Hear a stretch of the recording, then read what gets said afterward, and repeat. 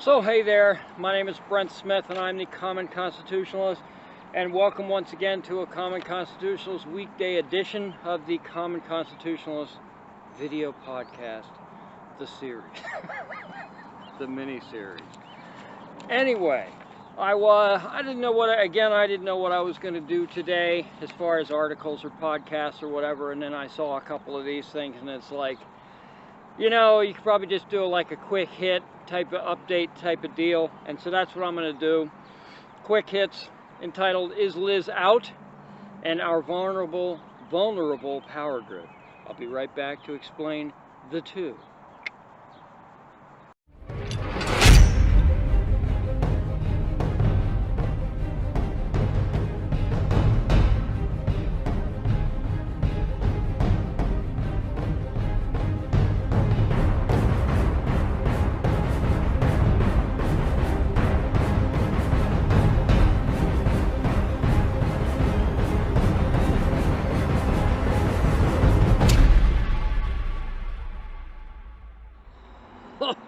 Alrighty then. Okay, so, tough as nails Republicans, he said tongue-in-cheek, facetiously, however, are getting rid of that traitor Liz Cheney. Now, old Liz has been against, she was against Donald Trump from word go. Like literally everything he did. And that the party needed to, as TownHall puts it, as TownHall puts Cheney's belief, quote, that the GOP needs to wash its hands of Donald Trump. And there are a lot of GOPers that think that we need to do that. Whatever, okay? It's not like he wasn't the greatest thing ever to be, or wasn't the greatest thing to happen upon the Republican Party and to save the GOP since Reagan, I guess, something like that. But Cheney couldn't have been more wrong, obviously, because she was an anti-Trumper till Trump left office and still beyond that. Okay? She couldn't have been more wrong about Trump, obviously. I was never a fan of Liz Cheney. Still am not. She's not conservative enough for me. Of course, almost no one is. What was that thing? I'm to the right of Genghis Khan, as to haughty Genghis Khan. John Kerry would say.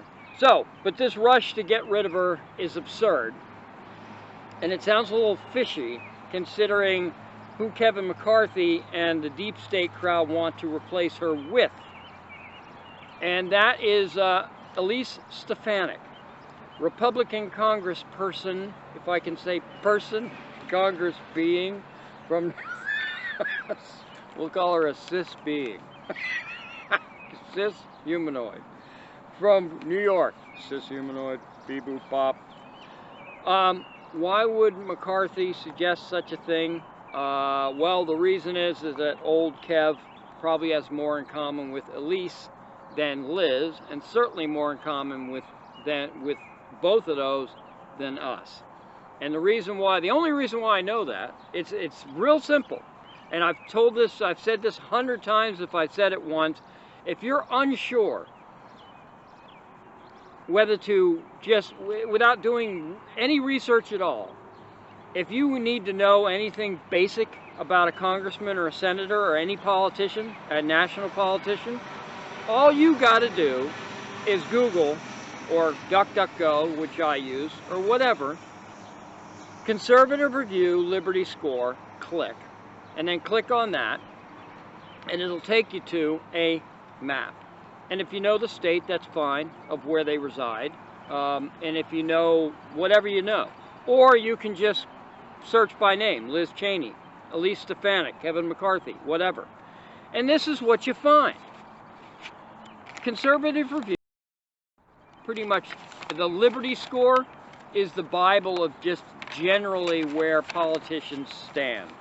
Now you have to be a little wary about that, because if they just got elected and whatnot, their score is going to be basically a 0 or 100 because they haven't had any votes, or they haven't sided with whatever, they haven't put up any legislation. But if they've been around for a little while, it doesn't take long to develop an A through F grade, okay?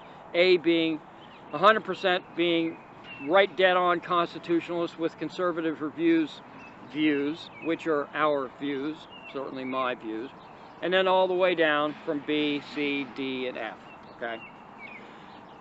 Liz Cheney's score. You can read that. Hopefully you can read that.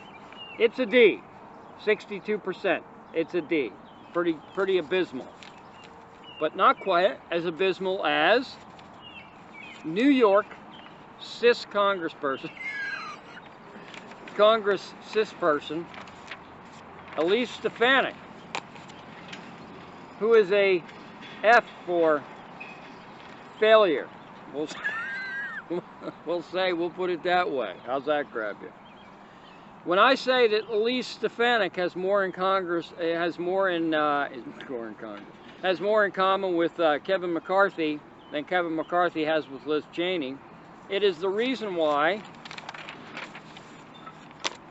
McCarthy is an F too. His Liberty score is an F, so he's not conservative. None of these three are conservative, but out of the three, Liz Cheney is the most conservative, which is pretty sad state of affairs. We all knew that McCarthy was a freaking F for fail anyway, because he's a deep state, moderate type, McConnell deep state guy. But at any rate, so that's the reason why you don't need to really know anything more than the fact that conservative view scores these people pitifully bad, and so that's why Elise Stefanik would take Liz Cheney's position, because she's as bad. She is basically the female version of Kevin McCarthy. That's it. I'll be right back, and then we'll get into our vulnerable power grid.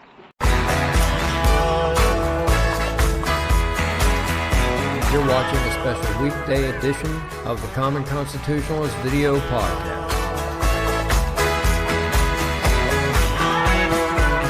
Okay, so our vulnerable power grid.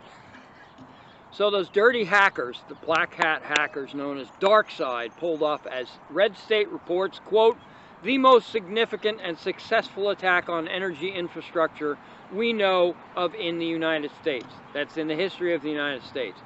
It occurred Friday when a ransomware attack, cyber attack, was launched on the Colonial Pipeline. The pipeline stretches from New Jersey all the way to Texas and provides 45% of the gasoline, diesel, and jet fuel used on the East Coast. Holy crap, dude. While the attack was on the pipeline's business systems, the pipeline itself was shut down, had to be shut down as a precaution, while a third party investigated the attack, or investigates the attack.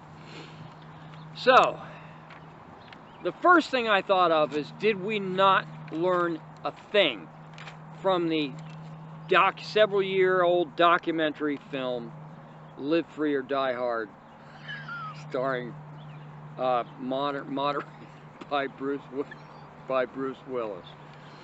The natural power, I'm serious, it's a heart attack that coming. The natural power grid in this documentary, true to life, was isolated to the point where the grid couldn't be shut down remotely. So they couldn't do a cyber attack on our power grid, our natural gas power grid.